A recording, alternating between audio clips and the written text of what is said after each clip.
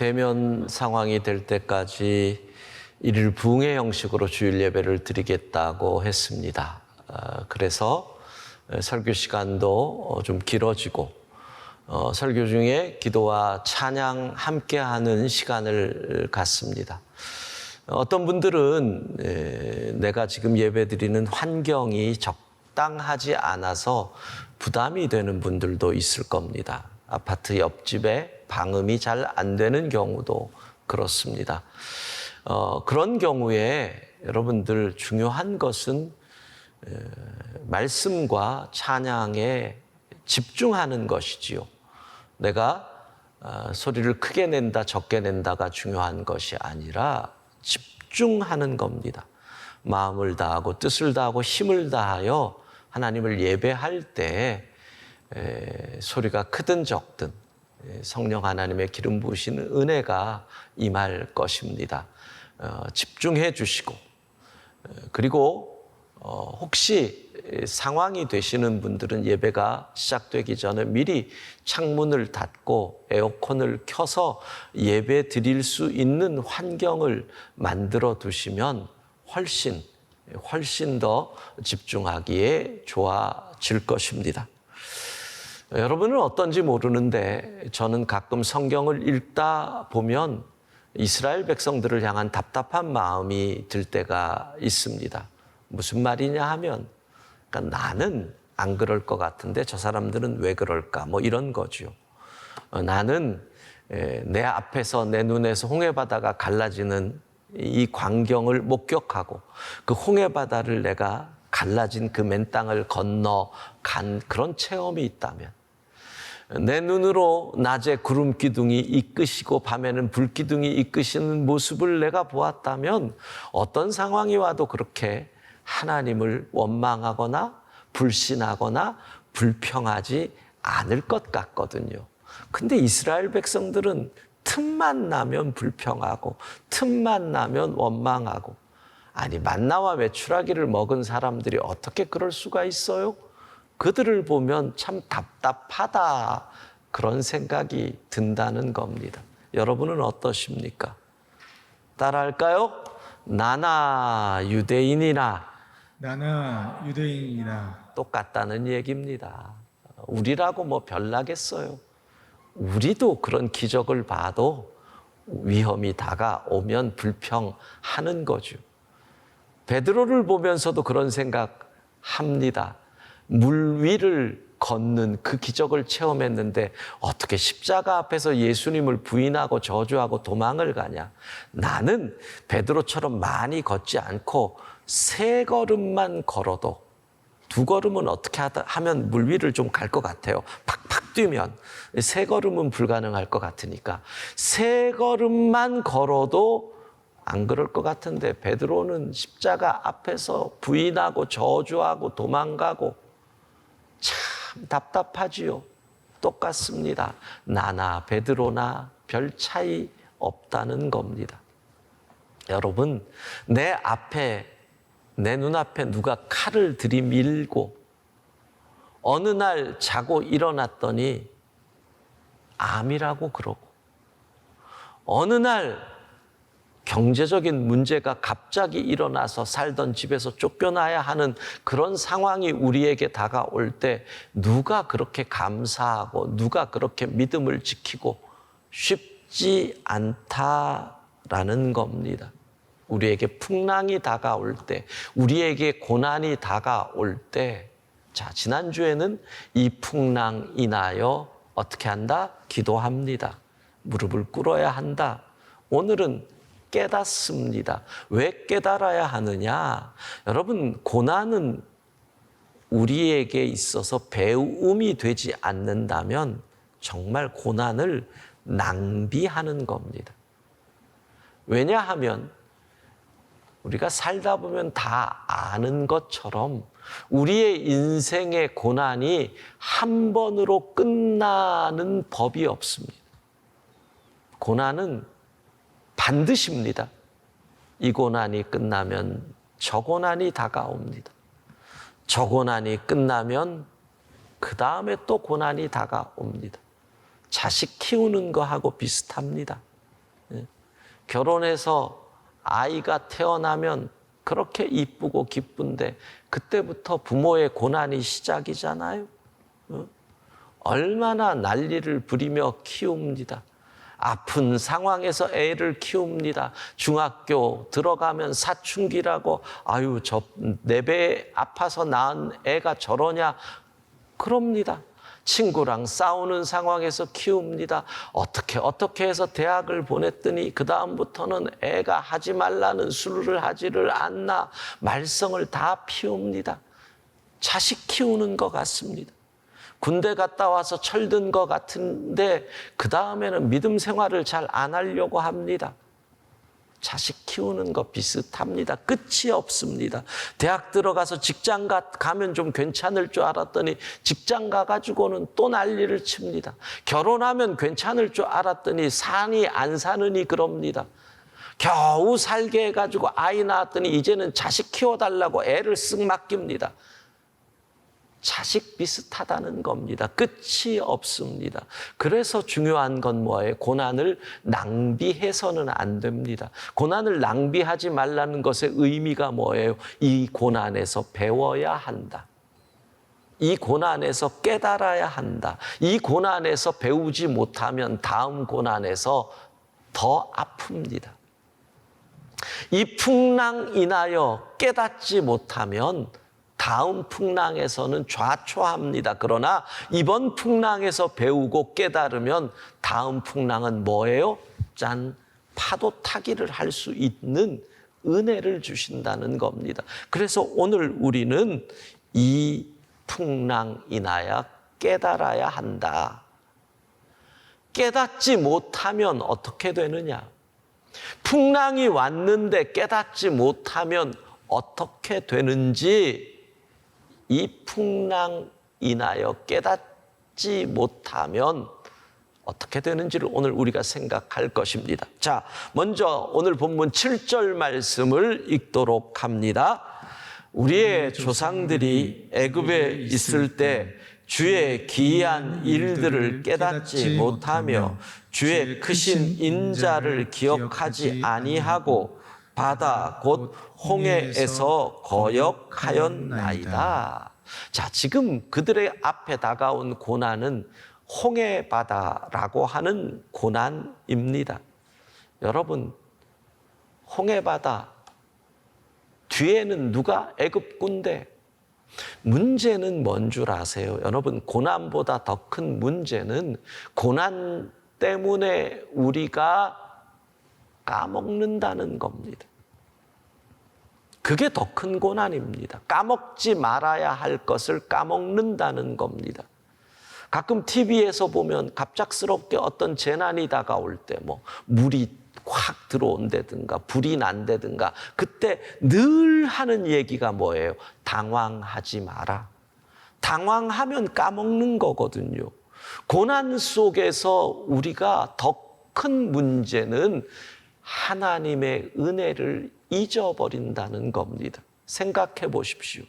그들이 홍해바다 왔을 때 그 전에 무슨 일이 있어요? 오늘 본문에 애굽에서 주께서 기이한 일들을 행하셔서 우리를 애굽에서 이끌어내셨습니다. 기이한 일이 뭡니까? 10가지 재앙. 생각해 보십시오. 인간의 힘, 인간의 능력으로 할 수 없는 일을 행하셔서 주께서 우리를 이끌어내셨다는 겁니다. 문제는 위기가 다가오니 하나님의 능력을, 하나님의 은혜를, 하나님의 사랑을 우리를 향한 이 모든 것을 까먹어버리고 당황하게 된다라는 겁니다.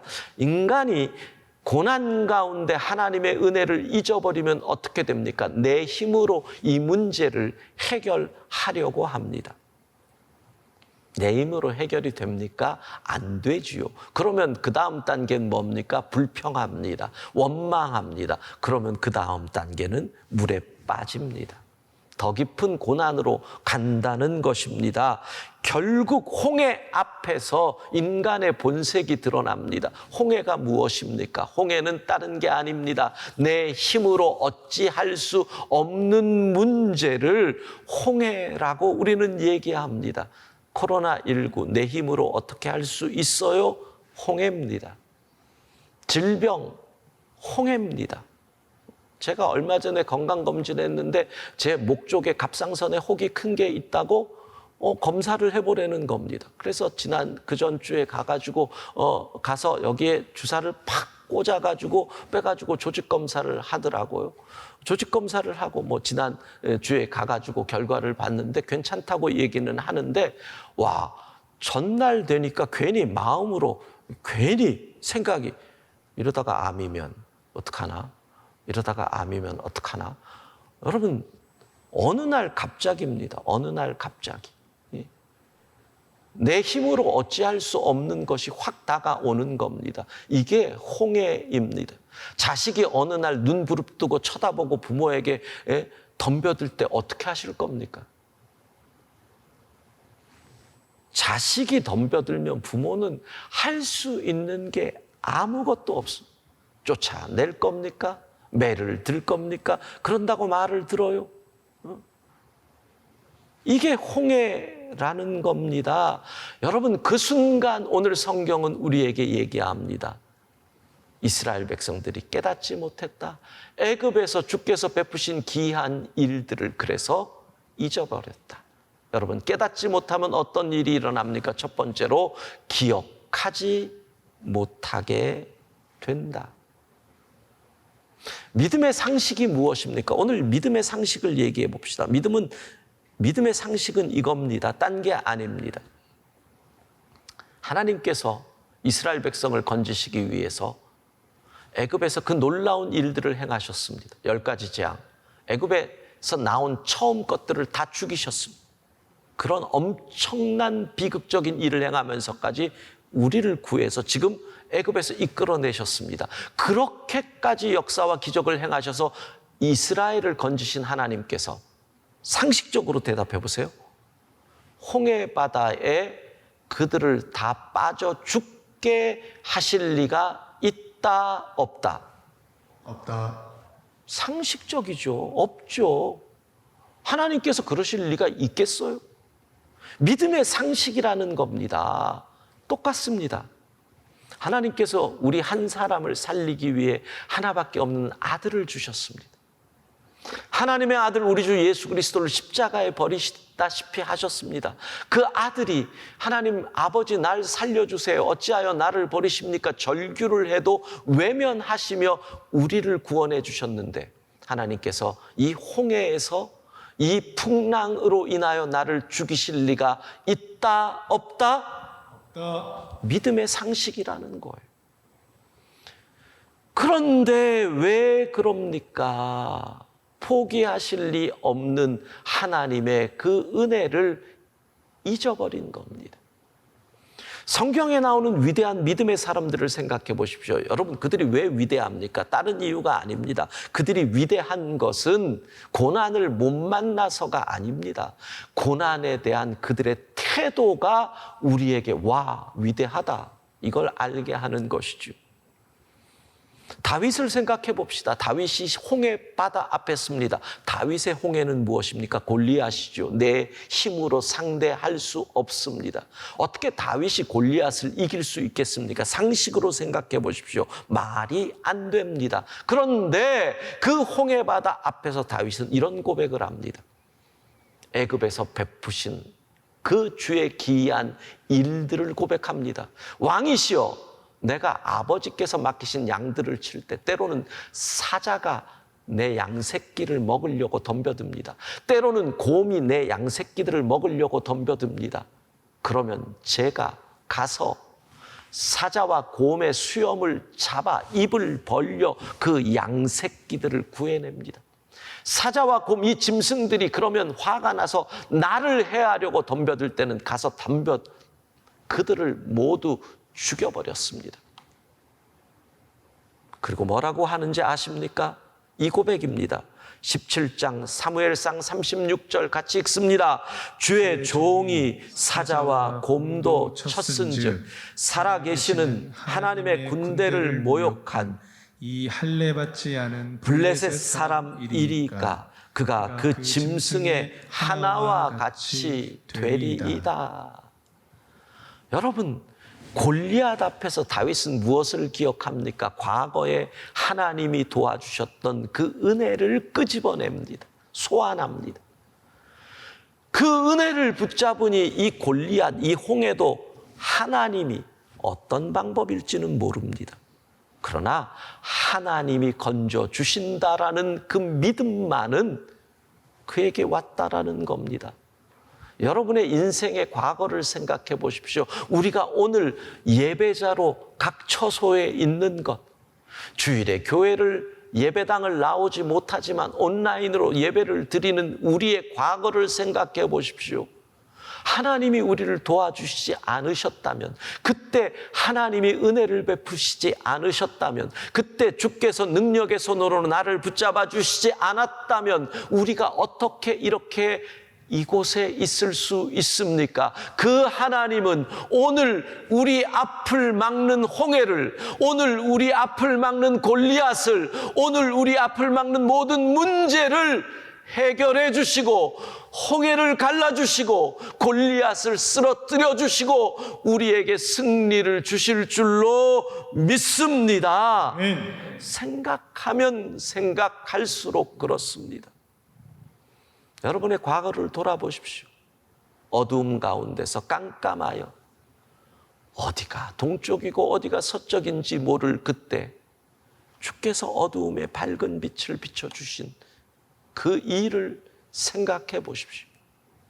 내가 너무 힘들어 견디지 못하고 살려주세요 소리도 입에서 안 나올 그때 작은 신음소리에 귀 기울여 주시고 나를 건져주신 그분이 우리 하나님이십니다. 그렇다면 그 하나님은 오늘 우리를 막고 있는 이 홍해 바다도 반드시 가르고 이 풍랑 가운데서 우리를 지켜주실 줄로 믿습니다. 이 풍랑 인하여 기억해야 합니다. 이 풍랑 인하여 깨닫는다라는 것은 홍해바다 앞에서 기억하는 것, 잊지 않는 것, 지금까지 베푸신 주의 귀한 일들을 다시 소환해낼 수 있는 능력, 그게 깨달음입니다.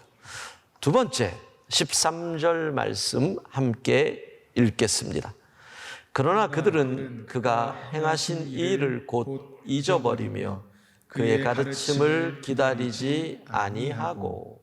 자, 첫 번째, 그들은 홍해바다 앞에서 문제가 생기죠.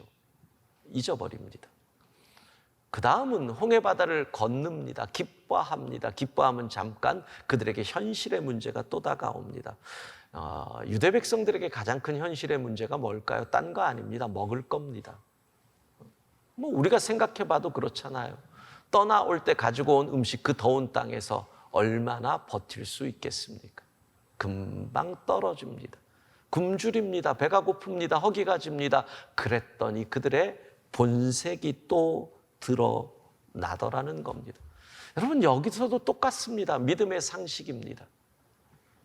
애굽에서 그 기이한 일 10가지 재앙을 베푸시며 우리를 출애굽시킨 하나님, 홍해바다를 가르고 맨 땅을 건너 광야로 가게 하신 하나님께서 상식적으로 나를 굶어 죽게 하실 리가 있다 없다? 없다.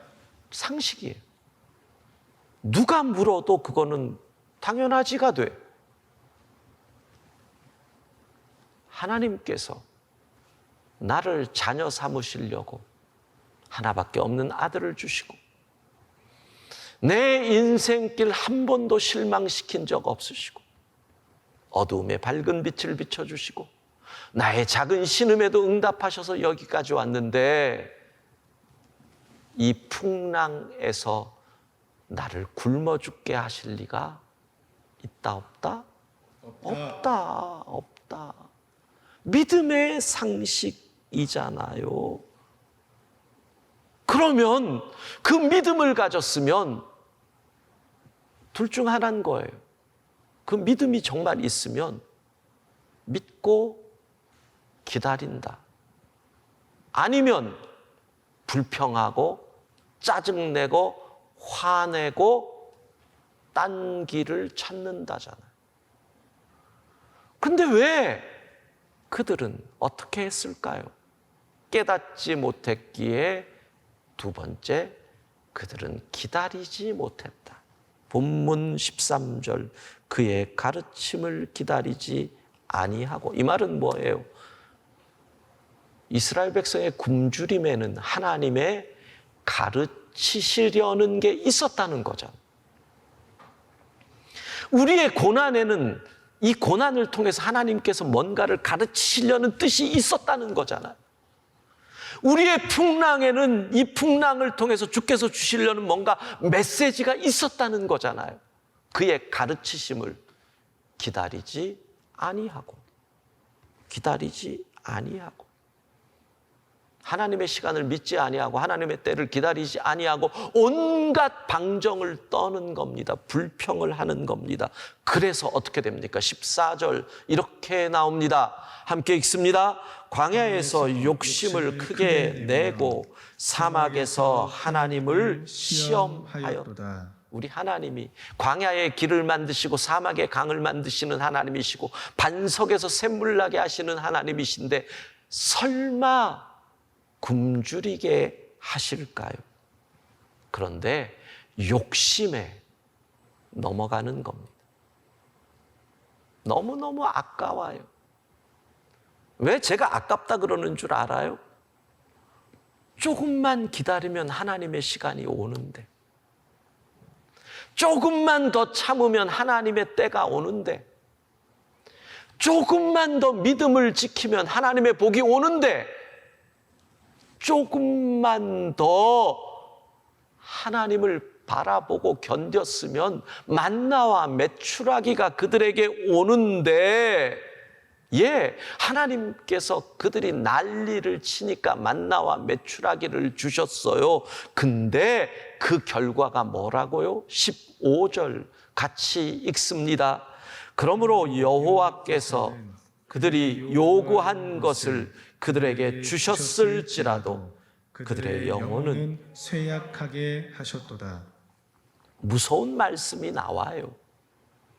하나님께서 그들이 난리를 치니까 줘요. 왜?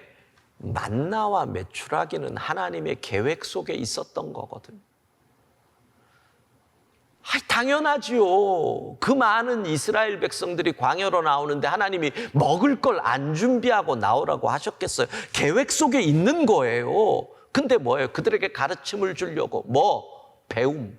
무슨 배움? 기다려라. 나의 시간을 기다려라. 나를 신뢰하고 기다려라. 그 가르침을 주시려고 하나님께서 아직 그러셨던 거예요. 근데 난리 치니까 여러분 줄 때도요. 이렇게 주는 게 있고 옛다 먹어라. 이건 옛다 먹어라예요. 하나님이 주시는 선물에도 축복의 선물이 있고 저주의 선물이 있단 말이에요. 불평하고 욕심을 부린 그들에게 하나님이 주셨는데 저주의 선물로 주신 거예요. 그러니까 만나와 메추라기를 받았는데 어떻게 된다고요? 그들의 영혼은 쇠약해졌다. 옛 성경, 그들의 영혼은 파리하게 되었다. 바짝 마르게 되었다. 하나님이 인간에게 주시는 벌 가운데서 징계 가운데 가장 두려운 징계가 뭐라고 생각하세요? 저는 이렇게 생각해요. 내버려 두시는 것. 내버려 두시는 것. 여러분 주변에서 그런 사람 못 봤어요? 진짜 교회 다니는 사람인데 아닌 사람. 어떻게 저렇게 살지? 저 사람이 예수 믿는 거 맞아? 근데 무지무지 돈을 잘 벌어요. 무지무지 사업이 잘 돼요. 하는 일마다 완전히 마이다스의 손이에요. 어떻게 생각하세요?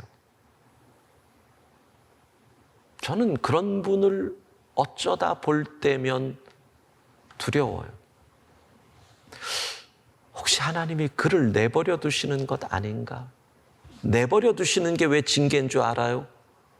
보세요. 내버려 두면 계속 잘 되잖아요. 계속 잘 되면 착각하잖아요. 내가 잘 된다. 하나님이 내게 복을 주신다. 착각하죠. 착각하면 어떻게 돼요? 돌아올 수 있는 기회가 안 주어지는 거잖아요. 그럼 뭐라 그러겠어요? 사람들에게 하나님이 내게 복을 주셨어. 나는 잘하는 거야. 나는 맞는 거야. 이 교만이 끝에 찰 거 아니에요. 내버려 두셔요. 만나와 메추라기를 주셔요. 근데 그게 복이 아니라는 거지요. 계속 잘 되니까 내가 잘못된 것을 몰라요. 복이 아니거든요. 여러분, 기다려야 합니다. 믿음으로 기다린다는 것의 의미를 오늘 설명해 줍니다. 잘 들으십시오.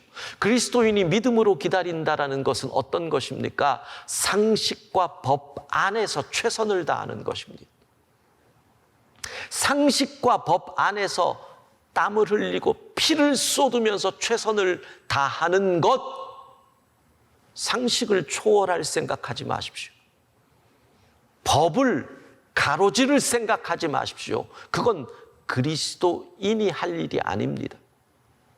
우리는 상식 안에서 법 안에서 믿음으로 기다리면서 최선을 다하는 겁니다. 상식을 초월해서 일을 이루시는 분은 하나님이시고, 하나님이 필요하시면 상식 이상 광야에 길을 만드시고, 그 광야에 만나와 메추라기를 주시는 일은 하나님이 늘 준비해 두신 겁니다. 상식을 초월하는 일은 하나님이 하신 일입니다. 하나님이 필요하시면 법을 만들기도 하고 없애기도 하십니다. 하나님이 필요하시면 윌리엄 윌버포스 같은 사람이 나타나서 수십 년의 투쟁 끝에 흑인 노예를 금지하는 법을 만드는 일을 하는 겁니다. 우리는 뭐 해요?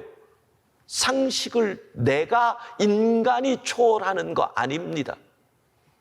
그래서 어떻게 해요? 연줄을 탑니다. 뇌물을 줍니다. 거짓말을 합니다. 그렇게라고도 해서 빨리 믿음으로 기다리는 것이 아니라 그 기다림의 시간을 빨리 하려고 해서 만나와 메추라기를 받고 할렐루야를 외친들 그게 무슨 의미가 있습니까? 그것은 저주의 선물인데 우리는 확실히 해야 합니다. 믿음으로 기다린다. 상식 안에서, 법 안에서 내가 할 일을 하며 하나님의 시간을 기다릴 때 주께서 그 가르침이 모두 주어졌다 생각하실 때 예비하신 만나와 메추라기를 축복의 선물로 우리에게 주실 줄로 믿습니다. 확실히 하십시오. 답답해도 상식은 하나님이 알아서 해요. 초월하는 것. 법을 바꾸는 것도 하나님이 하실 일. 우리는 우리에게 주어진 그 현장에서 오직 하나님의 영광만을 생각하며 땀 흘리고 피 흘리고 최선을 다하는 삶. 예, 이 풍랑 인하여 우리는 깨닫습니다. 두 가지. 하나는 뭐예요? 기억한다. 또 하나는 뭐예요? 기다린다. 기억하고 기다릴 때 하나님의 시간에 만나와 메추라기로 우리를 먹이시는 그 풍성함을 누리게 될 줄로 믿습니다.